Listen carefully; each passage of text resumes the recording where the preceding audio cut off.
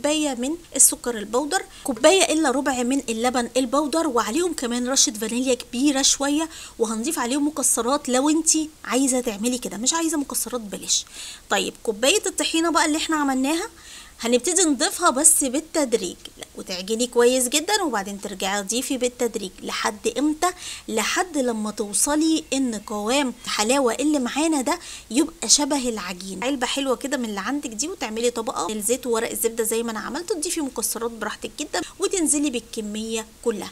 عايزه اقولك ان الكميه اللي احنا عملناها النهارده، انا عارفه ان انتوا هتستغلوا الحليب البودر، بس في الاول وفي الاخر انت هتاخدي كميه، يعني مثلا ممكن نقول ازيد من نص كيلو حلاوه. افضلي بقى تضغطي عليها كويس جدا، تكبسيها بمعنى اصح زي ما انا عملت كده، ومن فوق الوش ورق زبده، وتدخل التلاجة ليله كامله ما تجيش ناحيتها خالص. وبعد كده تعالي شوفي بقى النتيجه، ومش عايزه منك بقى غير دعوه حلوه كده من قلبك ولك بالمثل.